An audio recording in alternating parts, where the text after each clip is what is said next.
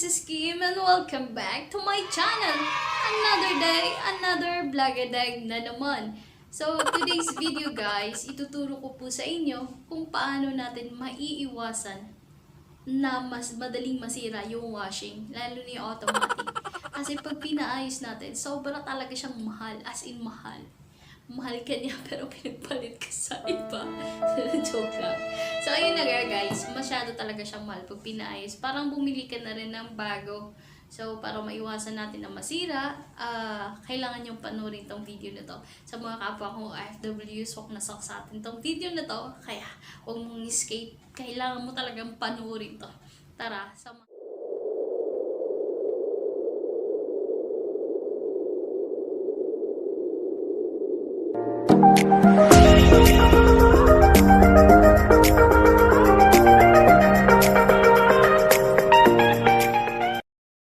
Sa laundry area na kung saan nandun yung washing. Tara.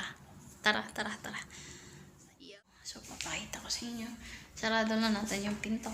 Para masyadong madumi dito ngayon kasi nga may naglinis dito sa loob. So, set up na. Ito natin papakita. Ito po yung washing. So, ito na nga yung washing na sinasabi ko sa inyo nung nasira ko. Actually, nasira ko talaga siya. Pero parang 4 years na daw to or more than 5. Ganyan. So, ano nangyari kasi dito, ano siya, pag ginagamit ko, masyado siyang magalaw. Parang may sound siya na kailangan nating tanggalin kung sa baba. May stand kasi siya. So, the reason is kung bakit siya nasira is, ito ano niya, bearing daw sa loob, yung parang drum. Ito, nakita niyo to. Ito po yung nasira.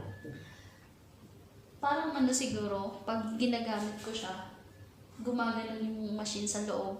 So, natatanggal siya at saka nasisira. So, tinanong ko yung nag-check kanina kung magkano daw 120 dinar. So, ito times po natin sa peso kung magkano. Parang nasa 20,000 pag pinaayos. So, pinaayos lang to ha. Parang bumili ka na rin ng bago. So, 20,000 papalitan lang yung sa loob. Tapos, sabi ko nga, tatanggalin na lang itong stand sa baba. Mamaya papakita ko sa inyo. May stand kasi siya sa baba. So, pag ginagamit talaga siya, nagaganyan. So, sa mga kapwa ko na OFW dyan na may ganitong washing or any brand po, kailangan talaga tanggalin yung stand sa baba. Kasi para pag ginagamit natin, hindi siya magalaw. Kasi yun yung dahilan kung bakit nasisira siya.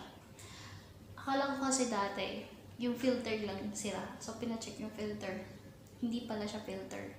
So, ito talaga siya. So, washing talaga siya. Nasira.